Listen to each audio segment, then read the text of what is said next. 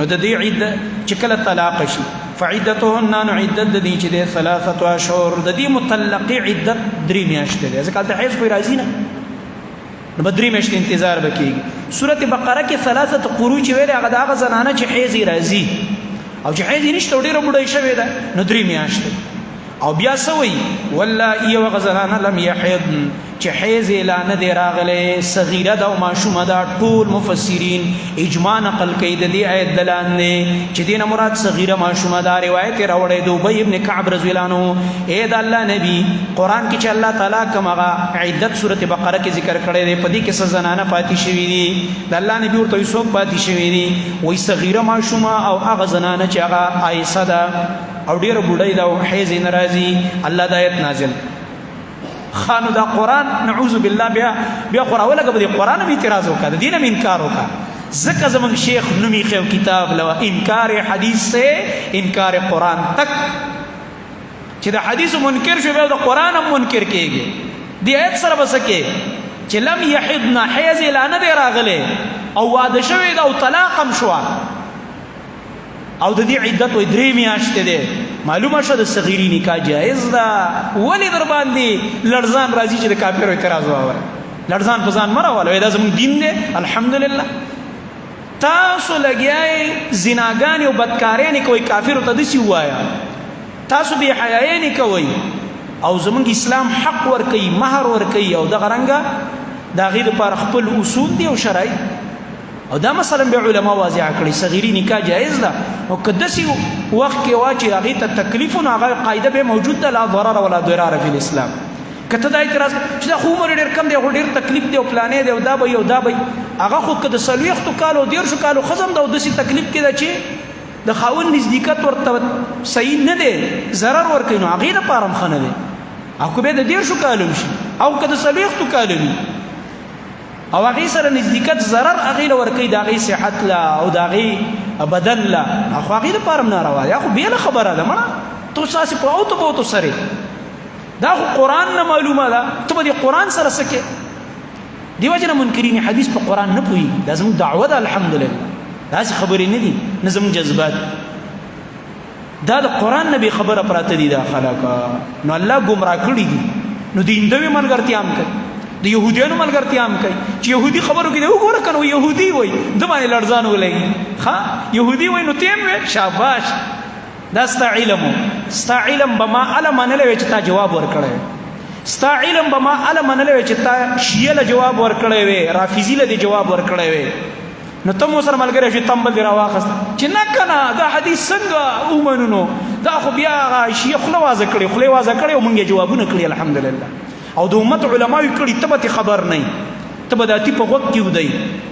یا به تاسو کتابونه نه یا به یې شوشاله بدیخي پويږي به پینا ته په پويږي نه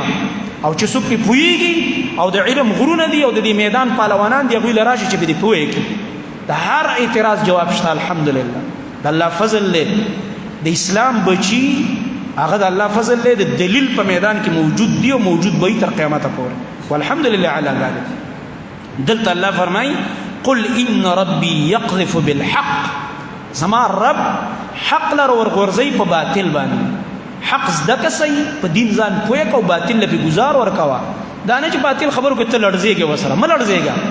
ملړځيږي ټینګ وته ودرېګا او چې نه پوهیږي علما شته الحمدلله ته رجوع وکا تکبر ځان کې مرا پیدا کوا زه په یو مسله نه پوهیږم زه طالب العلم یو شیخ لبلار شم یو عالم تبکینم مخې د شیخ صاحب دا مسله راغلی دی یو اعتراض راغلی دی یو د صحابو دشمن وکړو يهودي کړي دی نصراني کړي هندو کړي دی لکه مې په پوهه کا شیخ صاحب په دې حدیث اعتراض کړي په دې آیت اعتراض کړي دا حدیثونه زیات اعتراضات کافر په قران کړي ته خبره هغه سره بسکه جواب کولای شي نه کولای شي نه به وکي ماته معلومي نه کولای شي نه به وکي د دې جوابونه الحمدلله قران او حدیث علما کړي دي او بیا به هم کوي وسیم کوي د الله په دا علما دی میدان کې ولاړ دي الحمدلله د الله فضل ته په ځان باندې نور علما مقیاس کوا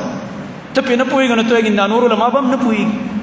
ته نه په قران پويګ نه په حدیث نه په عربي لغت نه توګین دا نور علما هم نه پويګ الحمدلله د دې میدان شاه سواران شته دي اپی پويګ د الله فضل د دې یو خبرې دومره تشریح کړي د جستا ورته عقل خوځي دا سي جوابونه کړي داسې به ورته د عقل وخوځېږي او بیا به ته خوب نه را بیدار شې دا خو زه اوږده وم دا خو دا ټولې خبرې حل شوې وې او زه هسې لګیا وم چېرته د اردو د یو بدبخته کتاب مې کتلی و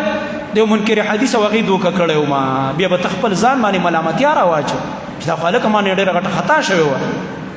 چې زه د دې ظالمانو په دې کتابونو دوکه شوی وم نو دې وجې نه الله فرمایي اے نبي دوی ته ووایه زما رب ورغورځئ حق لره په باطل باندې حق به همیشه غالبه او باطل به مغلوبه کیږي او باطل به شکست خوري د دلیل په میدان کې هغه رب علام الغیوب چې عالم دی پار پټ باندې ټول غیوب باندې عالم ذات دی ډېر ښه پې پوهې دی